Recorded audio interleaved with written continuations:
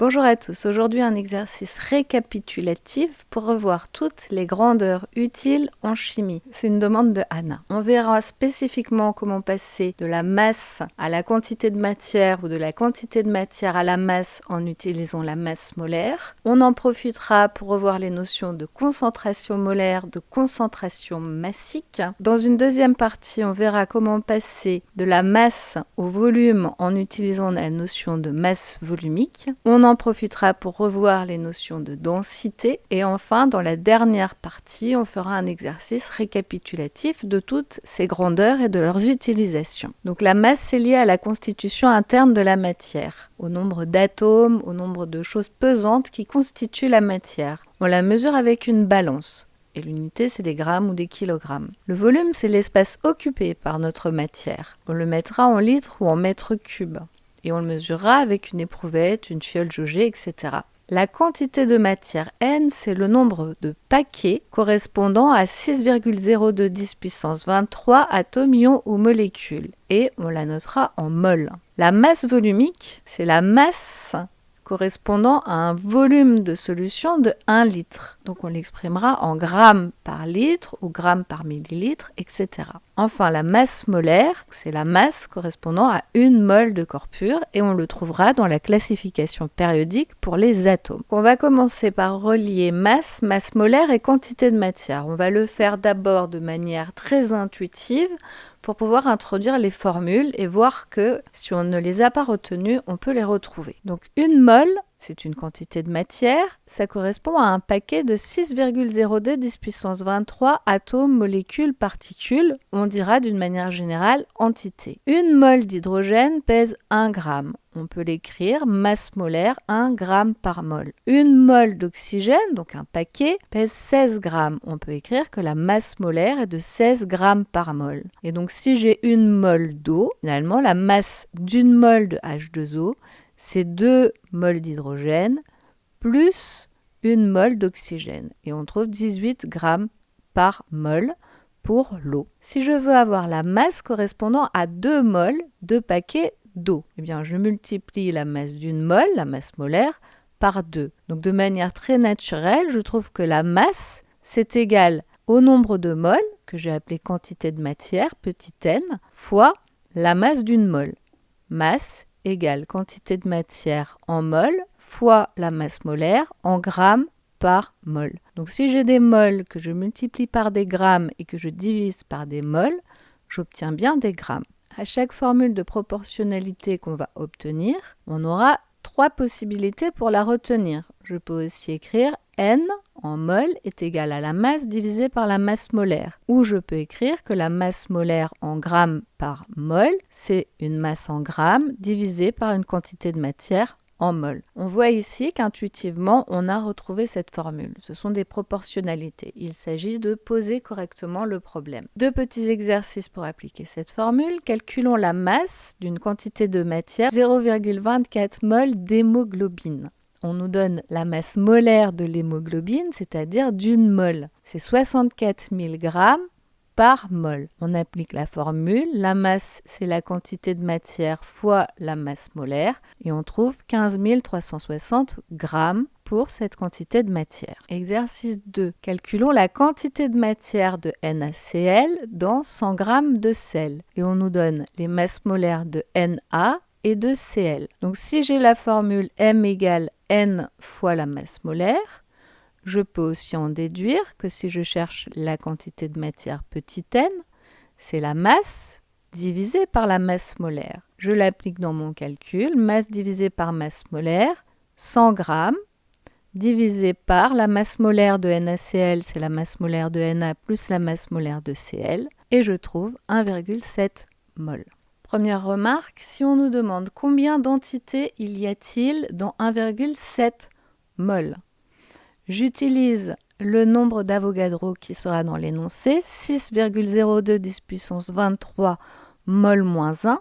Ça veut dire qu'il y a 6,02 10 puissance 23 entités, mol moins 1 signifie par mol.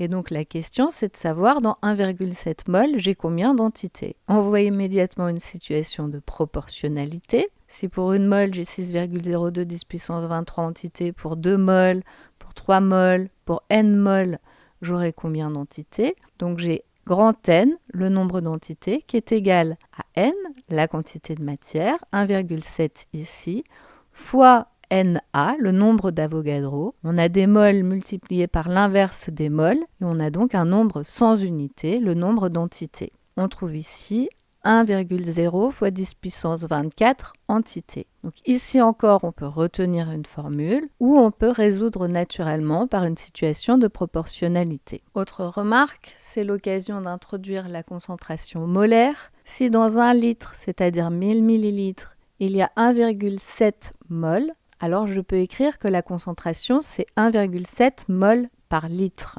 Alors combien de mol y aura-t-il dans 100 millilitres? Si je résous par proportionnalité dans 1 litre, c'est-à-dire 1000 millilitres, j'ai 1,7 mol. Donc dans 100 millilitres, c'est-à-dire 10 fois moins, j'aurai 10 fois moins en quantité de matière. J'aurai donc 0,17 mol. Je peux aussi utiliser une formule. C'est la concentration, c'est des mols par litre. C'est donc une quantité de matière en mol divisée par un volume en litres. Je cherche N. J'en déduis N égale C fois V, la concentration fois le volume. Ici, ma concentration est en mol par litre. Il me faudra donc un volume en litres pour avoir une quantité de matière en mol. 1,7 mol par litre fois 100 fois 10 puissance moins 3 litres. Et ça nous donne de la même façon 0,17 mol. De cette formule C égale N sur V, on peut retenir une des autres formules. Donc la quantité de matière en mol, c'est la concentration en mol divisé par litre fois le volume en litres. On a bien mol divisé par litre fois litre, il nous reste des mols. Ou le volume en litres, c'est la quantité de matière en mol divisé par la concentration en mol par litre. On a des mols divisés par des mols, ça s'annule. Et on a ici l'inverse des litres, mais l'inverse de l'inverse des litres, on trouve bien des litres pour le volume. Alors, comment faire pour passer d'une concentration molaire, qui est donnée 0,10 mol par litre, à une concentration massique? On sait passer d'une quantité de matière en mol à une masse en grammes. Donc, on va ramener tout le problème à 1 litre, puisqu'on est en mol par litre et on voudrait être en grammes par litre. On lit l'exercice. On cherche la concentration massique en chlorure de fer FeCl3. On notera Cm, concentration massique en FeCl3.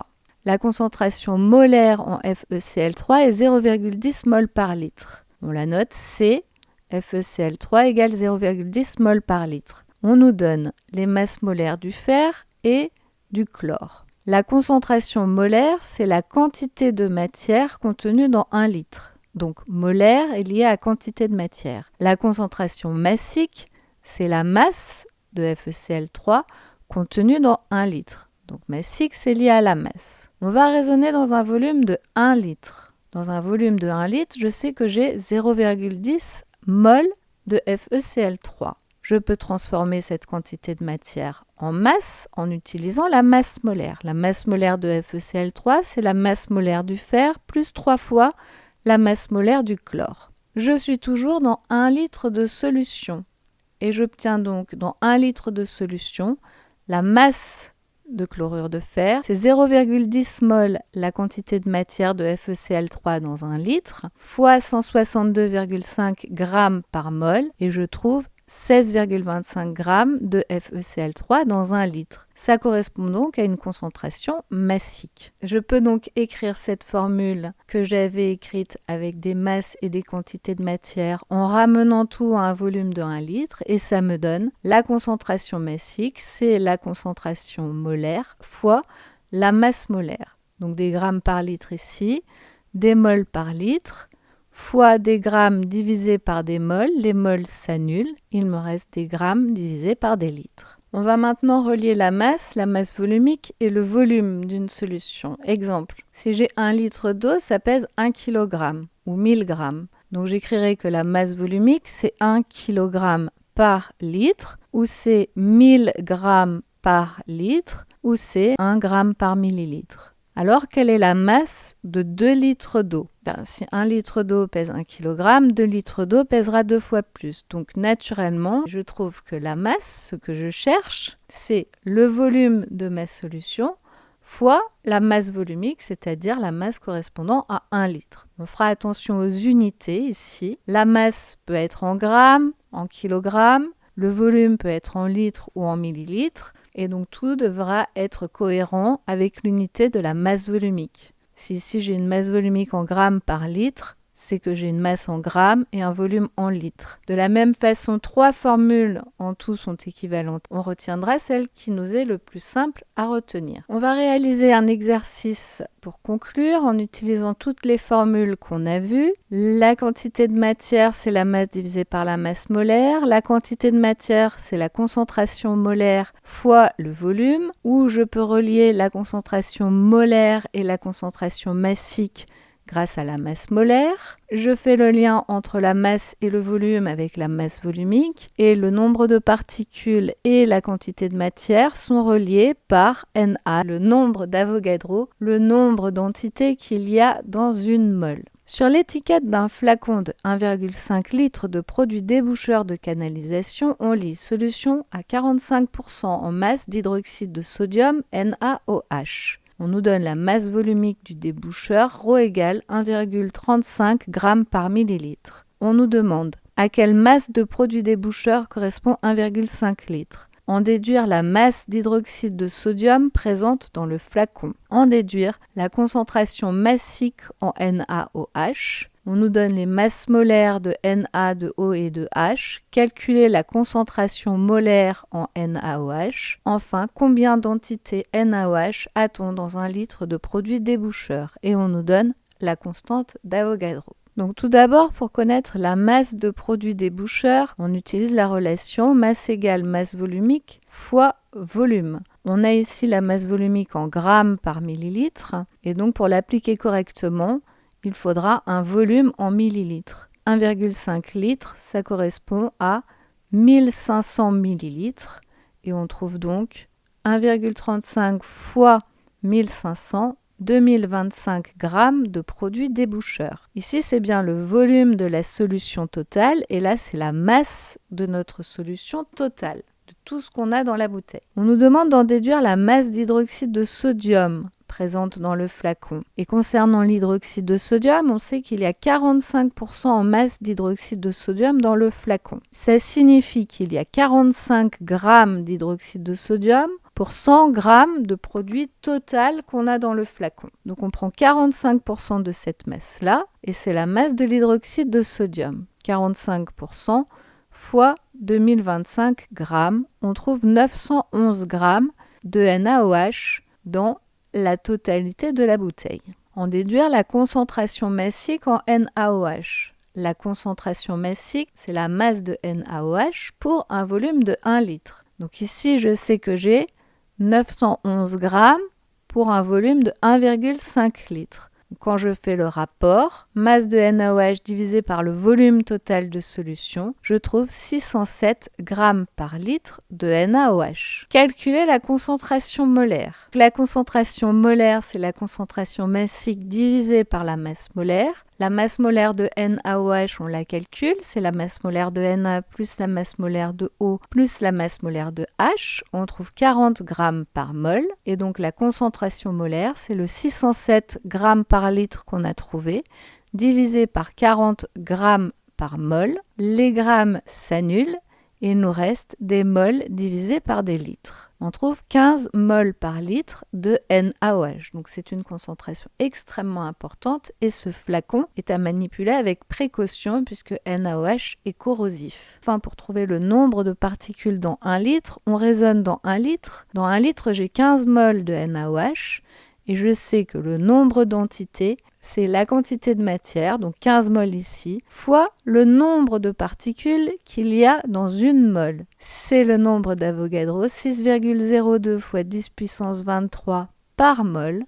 et on obtient 9,0 10 puissance 24 entités de NaOH dans 1 litre de solution de produit déboucheur. Je finis par 2 remarques pour être vraiment complète sur ce sujet. La densité, on aurait pu vous donner la donnée de la densité du produit déboucheur ici, on vous aurait donné 1,35. Donc pour trouver la masse volumique du produit déboucheur, on multiplie la densité qui n'a pas d'unité par la masse volumique de l'eau.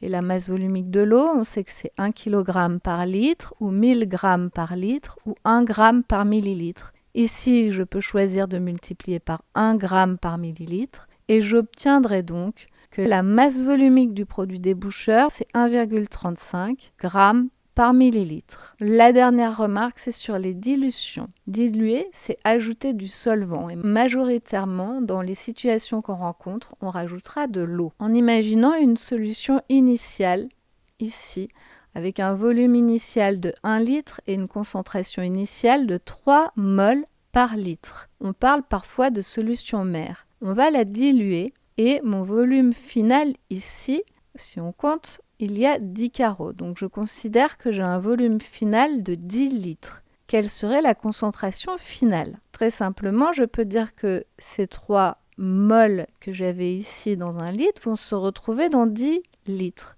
Donc je peux dire que j'ai une concentration finale de 3 moles par 10 litres. Je peux aussi voir que le volume final est 10 fois plus grand que le volume initial. Et donc, la concentration finale sera 10 fois plus petite que la concentration initiale. Je retrouve de la même façon 0,3 mol par litre. On peut enfin le voir de manière théorique. La quantité de matière introduite ici, c'est CI fois VI. C'est 3 mols par litre fois 1 litre. Et c'est finalement aussi la même quantité de matière qu'on va retrouver dans ma solution finale ou solution fille, CF fois VF. Concentration finale ou concentration fille fois volume final ou volume de la solution fille. Et ça me donne que le rapport de ma concentration initiale divisé par ma concentration finale, c'est égal au volume final divisé par mon volume initial. Et c'est ce qu'on appelle le facteur de dilution. Donc ici, le volume final est toujours plus grand